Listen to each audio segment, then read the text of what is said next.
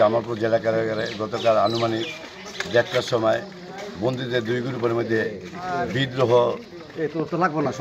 তৈরি হয় এবং এক গ্রুপ কারাগার থেকে বের হয়ে যাওয়ার জন্য চেষ্টা করে, আরেক গ্রুপ তাদেরকে বাইরে না হওয়ার জন্য নিষেধ করে। কারণ তারা যারা সাজাপ্রাপ্ত ছিল, অল্প সাজা ছিল, তারা কখনো কারাগার থেকে এইভাবে গেট করে বের হওয়ার চেষ্টা করবে। এই নিয়ে দুই গ্রুপের মধ্যে তুমুল মারামারি হয়।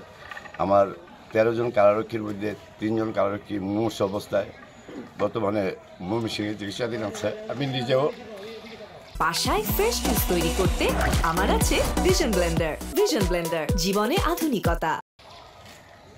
ওদের জিম্মিতে ছিলাম, কোনো রকমে আমাকে আমার কারারক্ষীরা উদ্ধার করে নিয়ে আসতে গিয়ে ওরা নিজেরা জিম্মি হয়।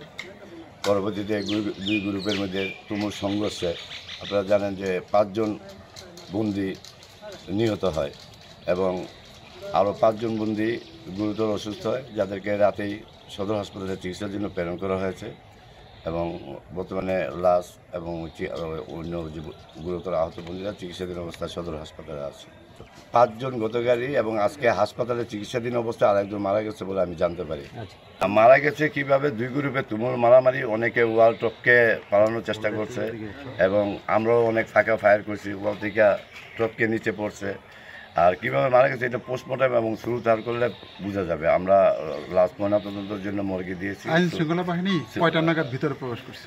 আইন শৃঙ্খলা বাহিনী ভিতরে আমরা নিজেরই ভিতরে প্রবেশ করছি, কোনো আইন শৃঙ্খলা বাহিনী ভিতরে প্রবেশ করেনি।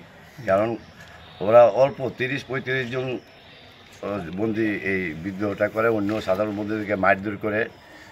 এতে যখন রাত 9টা বাজে তখন ওরা অটোমেটিকলি আমরা ফাঁকা ফায়ার করলে সবাই ওদের ওয়ার্ডে চলে যাওয়ার পরে আমরা নিজেরাই ভিতরে যাই, ভিতরে গিয়ে সবাইকে বুঝে শান্ত করি এবং কেউ অসুস্থ আছে কিনা, মুমূর্ষু অসুস্থ যেগুলো পেয়েছি যে 5 জন বললাম, এদেরকে আমরা অ্যাম্বুলেন্সের মাধ্যমে সদর হাসপাতালে প্রেরণ করি এবং অন্য বন্দীদেরকে জিজ্ঞাসাবাদ করি। তারা বলে যে সবাই একই কথা, যে অল্প কিছু বন্দী তারা আমাদেরকে কিছু তারা আমরা একটু জানি এবং তারা শান্ত এবং এখন সবাই খাওয়া দাওয়া হচ্ছে এবং রান্না হচ্ছে এবং অনেক কয়েদি বন্দীরাই যে এরাই এগুলা শান্ত করছে, কোনো আইনশৃঙ্খলা বাহিনীর ভিতরে প্রবেশের